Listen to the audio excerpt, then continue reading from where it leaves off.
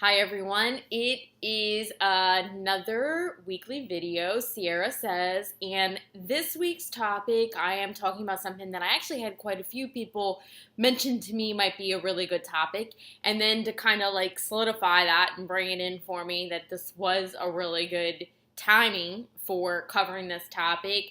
I have had a couple conversations around this, and it is about understanding that people that have been single, particularly for quite a while, may bring their own set of baggage that is in addition to whatever past relationship baggage they might be bringing, right? So what I'm talking about is being single for an extended period of time may cause someone to be rooted and potentially rutted into their sense of independence. And I was having a conversation with a guy friend not that long ago, and we were talking about the fact that there are so many women out there, particularly ones that have gone through divorce and that have now been single for at least 5 years, that stand so firmly in being independent that they don't allow for space to come in to be in relationship. And I can say that in my experience with women and myself in the past, certainly it was an issue. You know, I think that particularly women of a certain generation, of a certain age, we were taught to be so well healed and rooted in being able to be self-sufficient and take care of yourself, and you don't need a man in your life. And I personally used to say that the man is like dessert, right? Like, I need to just focus on the main meal and getting that as awesome and fantastic as it can be, and let that fulfill me. And then if there's space, maybe I'll get a little dessert.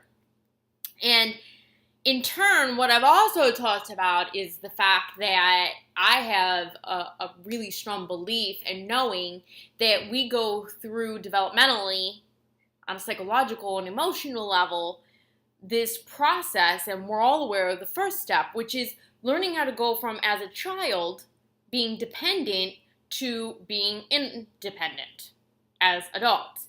And this is not a conversation about, childhood stuff that may have skewed what is typically a normal psychological process that people go through. But the important thing is, and the thing that I have been trying to bring through to my workshops and to those that I work with, is that there's another step. That it's not just about moving from this place of learning how to be independent, but then it's also about learning how to be interdependent. And so what I'm saying is this: if you hold on to the fact that you are independent, and I don't need anybody to help me pay my bills, and I, can take care of myself, and I can create a life for myself that I want, and you're just a sidecar, then you're not really leaving space for someone to come into your life. So I'm a big believer in watch your words and be mindful of what is coming out of your mouth, because I think that is so integrative of exactly what really our subconscious is telling us, and where it's placing us and keeping us, and sometimes keeping us stuck, because the subconscious will come out in the words that we choose, and this is really a tell of what your true beliefs and your core values are. So, if I am only ever saying I don't need a man, I don't need to be in relationship, then your life is going to show up, and it's going to, guess what? Not give you space to need them. Great. Hurrah. Yay for you.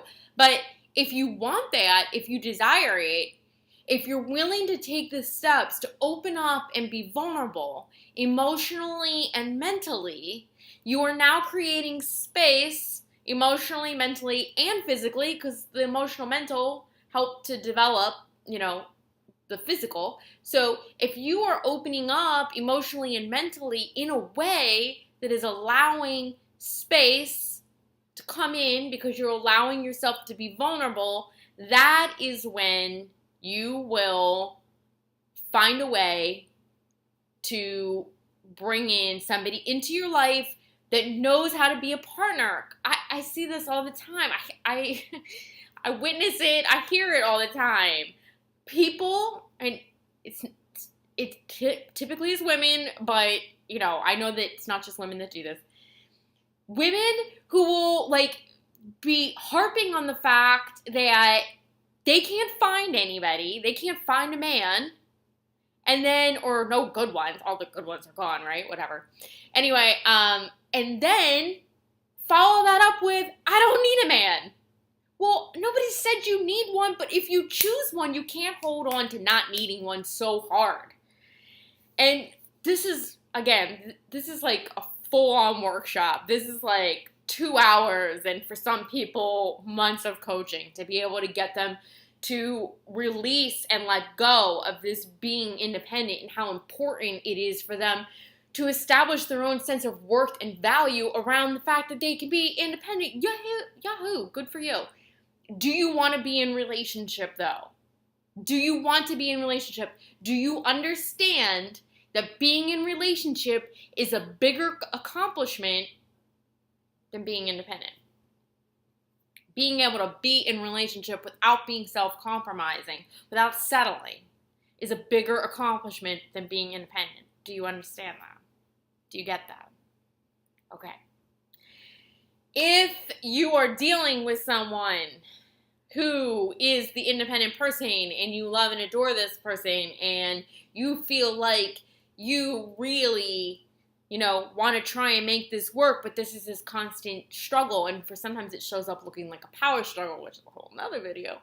But, and you find yourself constantly kind of running up against this wall with them, my advice to you would be to try and have an open conversation with them, and then it's really about learning to be able to establish a deep sense of trust with them.